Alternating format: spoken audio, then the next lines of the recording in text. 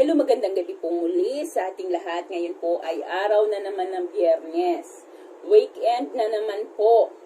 Sana po ay magkaroon tayo ng isang magandang weekend kasama ng ating mga pamilya. Or kahit po tayo ay nasa malayo ka tayo sa ating mga pamilya, sana ay magkaroon tayo ng oras para naman makausap natin sila kahit man lamang sa video call. Ayan po, lalong-lalo na sa ating mga OFW na malayo sa kanilang pamilya. Sana po ay magkakaroon kayo ng pagkakataon upang makausap ang inyong mga mahal sa buhay. Ayan. Ngayon po ay ating ituturo ang isa namang pamamaraan upang pakamamahalin tayo ng lubusan ng ating mga partner. Ito po ay para lamang sa mga taong mayroon talagang relasyon. Para po sa mga taong talagang magkasintahan, pwedeng magkasintahan, mag-asawa, mag-live-in partner, ay pwede po natin itong gawin. Ano po ba ang kailangan natin para sa ating ritual? Ang kailangan po lamang natin ay pulang kandila. Ngayon po, wala akong kandilang pula, kaya naman itong puti ay aking tinalian ng pulang ribbon. Ayan.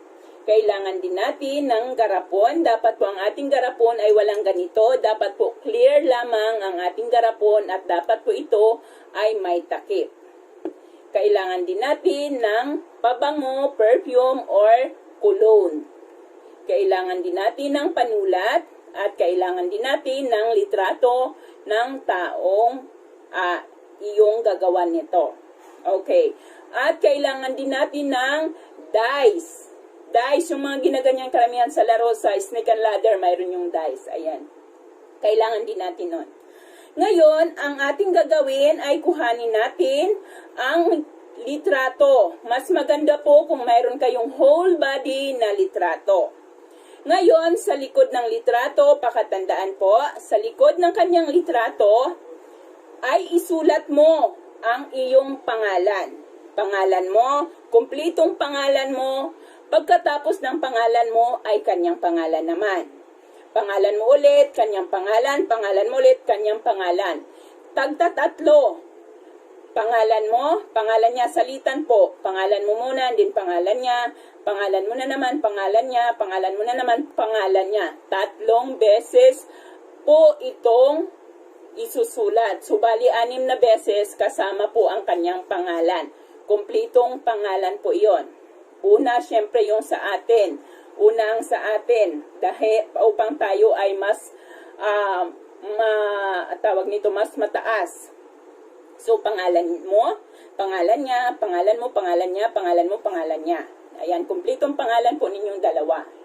Pagkatapos, ay ilagay ito sa loob ng garapon. Dapat po ang ating garapon ay malinis, walang amoy.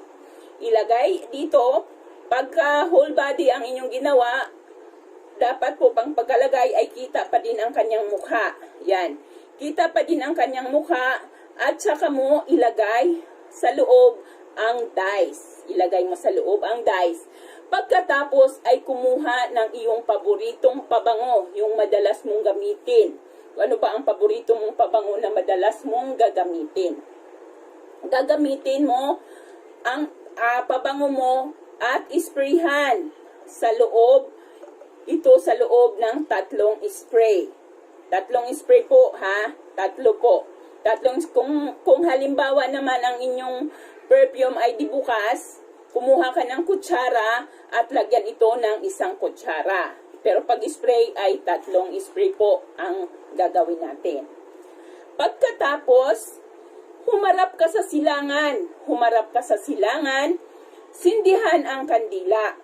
Ayan, habang nakaharap ka sa silangan, sindihan mo ang kandila at bigkasin mo ang kanyang pangalan. Bigkasin mo ang kanyang pangalan. Halimbawa, siya si Rogelio Morales. Ayan, si Rogelio Morales.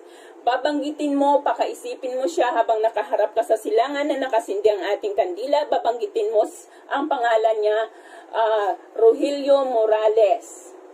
Papakamahalin mo ako ng sobra-sobra. Kailangan po ang ating imahinasyon ay malawak. Kailangan po ang ating energy ay malakas habang binibigas natin ang kanyang pangalan ng 21 na beses. Rogelio Morales, ako ay papakamahalin mo ng labis. Yan. Rogelio Morales, ako ay papakamahalin mo ng labis. 21 po na beses.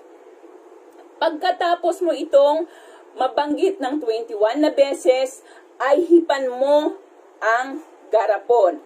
Hipan mo ang garapon at saka ito takpan ng mabuti.